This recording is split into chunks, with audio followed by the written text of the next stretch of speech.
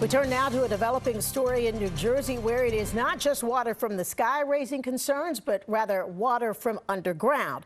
A water main break has forced a state of emergency in the city of Hoboken as repair crews have been working for a full day now to fix it. Within the hour, we got word that that ruptured pipe had been isolated and the city should expect to see water pressure stabilizing. That break has been so destructive that it's causing problems for the surrounding area, including in Weehawken and Jersey City, which has gotten used to supporting Hoboken when incidents like this occur, and they occur often. Eyewitness News reporter Jim Dolan standing by live at Hoboken University Medical Center. And Jim, we understand that some patients are being evacuated because of the break. Sandra, all of the patients, 100 people, are being moved from this hospital tonight. The Hoboken water main break taking on real life or death consequences here tonight. There are about 100 patients inside. The hospital feels they cannot be adequately cared for, can't even be adequately protected while they're inside the hospital during this time, and so the evacuation has already begun. There are about 100 patients in the hospital, and most will be discharged, but the more seriously ill, including some babies, will be transferred to other nearby hospitals for their own safety. There's a command center outside organizing the evacuation, and a short while ago, a hospital spokesperson briefed reporters on why they feel all this is necessary. Some of our infrastructure depends on water pressure, such as our fire suppression systems and our sterilization equipment for the ORs. So as such, we thought it was prudent to do a stepwise evacuation of our patients. Our sickest or critical patients are going to be evacuated first. Those that are bedbound or couldn't self-evacuate during a fire situation. So we're going to be transporting them to our neighboring hospitals within our system and other systems based on the needs of the patient.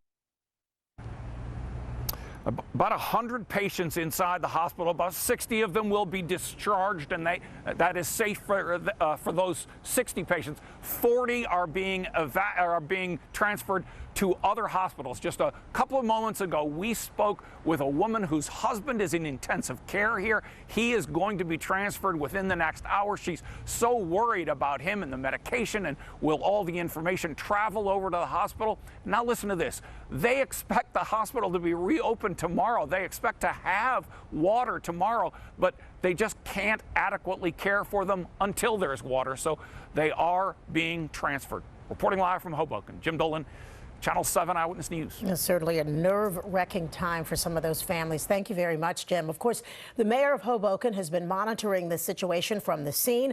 Earlier this evening, he spoke with us about the progress in the repair process. We are targeting with assistance the most vulnerable, specifically our seniors, our folks in public housing. I've been refreshed by how resilient our seniors are, working together, helping each other, keeping their chin up and a good attitude. And that's really been uplifting to me as mayor. We are, despite this crisis, we are coming together as a community. We are all hands on deck. We are pressuring Veolia to do everything humanly possible to rectify the situation and restore service to Hoboken as soon as humanly possible. As a frustrated mayor and a frustrated resident, I also want to know when it is going to be fixed. We do not know from Veolia what their ETA or estimated time of restoration is going to be, but we are currently working with them, trying to support their efforts to isolate the water main. Once that water main is isolated, we can repair and replace it. If the current strategies are not successful within the next few hours, we'll go on to a strategy that will ultimately restore water with our highest hopes within the next day. Now, the company, Veolia Water, is responsible for bringing the situation under control. You heard the mayor there. Earlier today, a representative from the company explained why this particular repair has been so difficult for them. There's a number of different, utilities that have things running through there. There's PSC&G lines, which is what was initially being worked on there in the first place. They were right next to our water lines. There are gas lines through there. So, and there's been a lot of, adjustments to that infrastructure over the past couple of years. We're trying to make sure that we can find the right mains and isolate them as quickly as possible. Everything we're doing right now is in order to avoid the possibility of shutting down water entirely for the city of Hoboken. So water pressure has been maintained. It's been fluctuating, unfortunately, and that's been difficult. Those fluctuations are based on demand. So in the morning when people are getting up to use the water, use the restroom, that's when you'll see the water pressure decrease, particularly in larger buildings.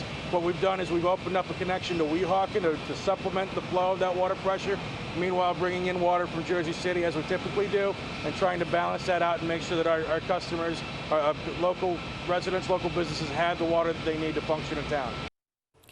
Now, these periodic water main breaks in Hoboken are due to an aging infrastructure. Why are the pipes so old? Well, in 1994, the city sold the rights to the water system to a company now known as Suez. It's a 30-year agreement set to end next year. Because of the long-term agreement, though, the company hasn't had much incentive to upgrade the system, which is probably why only about 5% of the system has been upgraded in the past couple of decades.